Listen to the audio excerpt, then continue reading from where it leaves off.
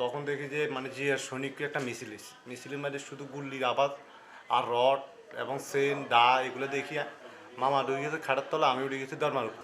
এরপরে এরা ভোরের দিন রাত যে সকালে ভোট হইব এই রাইতে আমার বাড়িতে 700 লোকে হামলা করে। অনতিরিক্ত যুবাদুতাঙ্গ করা আছে সমস্ত ঘর কুচাই আগুন লাগায় জ্বালায় রেফেরাই তৈরি আগুন গেছে আঙ্গুরের সবরে পিডি 7 জন আমরা আহত হয়ে গেছি। সকল ডাকাতদের নেতৃত্ব দিচ্ছে বিএনপির প্রার্থী মাহবুর রহমান শামীম, আমাদের সাংগঠনিক সম্পাদক বিএনপি। উনি নেতৃত্ব দিয়ে মূলত পুরো হাতিয়াতে যত ডাকাত ছিল, যত সন্ত্রাসী ছিল, সবাইকে এনে পুরো হাতিয়ার প্রত্যেকটা ইউনিয়নে তাণ্ডব চালাচ্ছে। হাতিয়াতে তো 30 তারিখ থেকে শুরু হয়েছে, 30 তারিখ থেকে নির্বাচনের 12 দিন আগে 30 তারিখ থেকে শুরু হয়েছে। সে হামলা এখনো অব্যাহত আছে। এরপরে এরা ভোরের দিন রাত যে সকালে ভোট হইব এই রাইতে আমার বাড়িতে 700 লোকে হামলা করে। মেরা চেয়ারম্যানের নেতৃত্বে সেই পূর্বে আওয়ামী লীগের চেয়ারম্যান ছিল স্বামী সাহেব, তার বিএনপিতে যোগদান করেছে।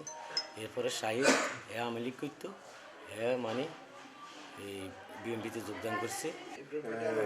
আনোয়ার মেম্বারও ছিল নেতৃত্বে, ইবিএন পার্টি ছিল। এরা চতুর্দিকের থেকে আমাকে ঘিরে করি। এরপরে আমার চতুর্দিকের থেকে আমার ঘর এই কোবাইতে তখন আমি আমার এই দুধের শিশু আছে, একটার বয়স 5 বছর, একটার বয়স 7 বছর, একটার বয়স 11 বছর। তখন ওদের আত্মচিক করি। তখন এরা আমি খাটের তলে গল্লে গেছি, আমার খাটের তলে থেকে গল্লে। তখন আমার বাইকনে ছিল আমার ঘরে, আমার বাইকনের ভয়ে দরমারস উড়ে গেছে। আমার বাইকনের দরমারসতে নামায় আমার বাইকনের মানে এখানে লাশ করে দিয়েছে। আমার একটা বাড়িতে একটা খালতাই ছিল, মানে ভোরের সকালে আমার ঘরের লগে ঘর এই এখন ডাকাতে আছে, বাঁচে না মরে জানি না, আল্লাহ জানে। আমার পরিবারের সবাইকে তারা ধ্বংস করিয়ে এলেছে। আমি ওখানে নিরাপত্তাহীন আছে, আমার বাড়িতে কোনো নিরাপত্তা নাই। বাড়িতে তো আর কিছু নেই, মানে এখন আমার বাড়িতে আমার পরিবার, আমার ভাই ছোটো ভাইয়ের পরিবার, ছোটো ভাইয়ের পরিবার, আমরা 3 ভাই ওখানে আমার মেজু ভাইয়ের বাড়ি হাঁকে, আমরা ওখানে আমরা অবস্থান নিয়েছি, আমরা ওখানে থাকি। আর আমাদের বাড়িতে কিছু নেই। তখন দেখি যে মানে জিয়ার সৈনিককে একটা মিছিলের মধ্যে শুধু গুল্লির আবাদ আর রড এবং সেন দা এগুলো দেখি মামা উঠে গেছে খাটার তলা, আমি উঠে গেছি দরমার উপরে। এই দরমার উপর উড়ানোর সাথে গিট দি গোড়া ঘর আমার বাবুল বলে একজন মামু ছিল, ওকে কোবাই ওর এদিক সব কোবাই যাত্রা করে এলাইছে।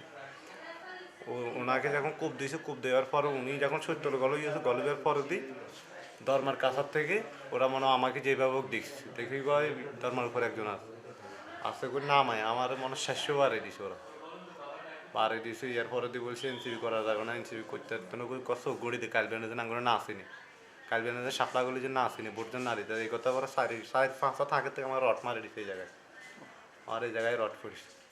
ভোটের দিনের জন্য আমরা এই পর্যন্ত 4 বার গাড়ি টুটছি চিকিৎসা করার জন্য। এই ফারামু আমাদেরকে গাড়ি স্টার্ট দেয়, এমন সময় শুনি কি কাউন্টার চলছে, আবার অ্যাটাক চলছে, বগি দেওয়ালে বাড়েছে, গুলি লিয়ে বাড়েছে। তখন আমাদেরকে আবার নামায় এই 5 বার গাড়ি থেকে নামার পরে আজকে হিসাব করতে চাইলে আমরা নিজেরা জিদ্দের গা বাড়িয়েছি যে মরলে মরে যাবো, চিকিৎসা তৈরি এইভাবে কদিন থাকবে মানুষ।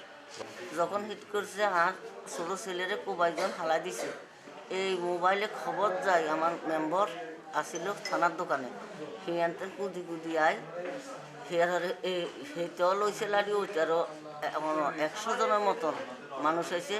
কি বাজে আইসে খালে ভিতরে 29 যুবাদুতাঙ্গ করা আছে সমস্ত ঘর কুচাই আগুন লাগায় জ্বালায় রেফেরাই তৈরি আগুন গেছে আঙ্গুরের সবরে পিডি 7 জন আমরা আহত হয়ে গেছি।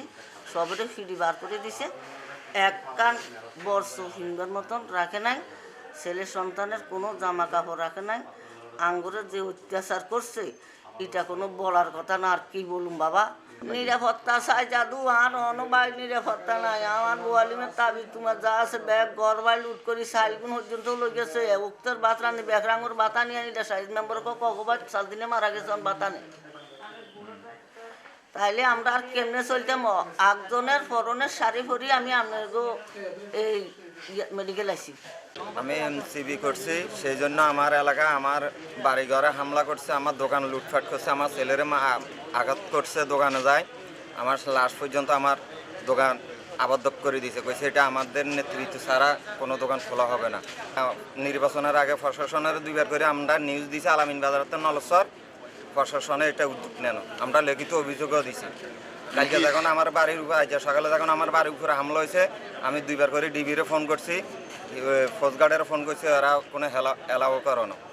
এবং কালকে এরা আমার বাড়ির পেট্রোল ডালি আগুন জ্বালা দিবার জন্য মানে পেট্রোল ডালি ডালি দিয়েছে, পরে এলাকার কিছু লোক ডালতে বলি মানে ওটা আগুন জ্বালাতে মানা করছে।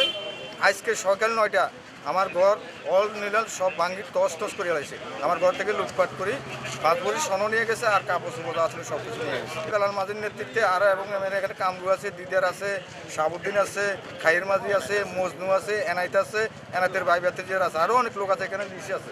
এইটার জন্য আমি নিরাপদ চাই এবং এইটা যত পরিমাণে মানে বিচার চাই।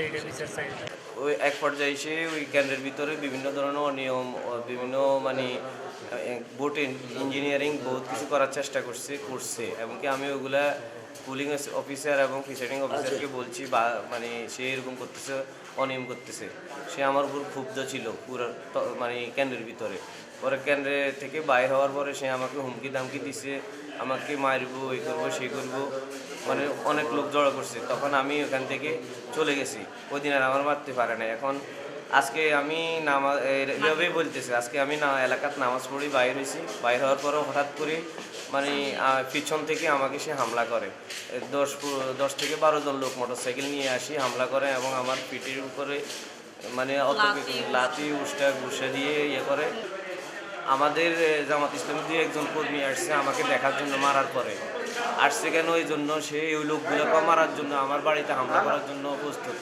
এর মাঝামাঝি আমি লুকাই, আমার অবস্থা বেশি খারাপ দিয়ে আমার আম্মা আমাকে হসপিটালে আনি ভর্তি করাইছে। এই হলো অবস্থা। আমি হাতিয়াতে তো 30 তারিখ থেকে শুরু হয়েছে, 30 তারিখ থেকে নির্বাচনের 12 দিন আগে 30 তারিখ থেকে শুরু হয়েছে। সে হামলা এখনো অব্যাহত আছে। আমরা তার তীব্র নিন্দা জানাচ্ছি এবং তার সুনির্দিষ্ট তাদের এইসব অপরাধীদের ধরে বিচারে আওতা আনার জন্য আমরা আহ্বান জানাচ্ছি প্রশাসনকে এবং এই ঘটনার তীব্র নিন্দা জানাচ্ছি। পুরো নোয়াখালীতে 11 দলীয় জোটের নেতাকর্মীদের উপর হামলা হচ্ছে। সেনবাগে হামলা হয়েছে, সদরে হামলা হয়েছে, সুবর্ণচরে হয়েছে হামলা, বেগমগঞ্জে হয়েছে, কোম্পানিগঞ্জেও হামলা হয়েছে শুধুমাত্র 11 দলীয় জোটের ভোট করার কারণে।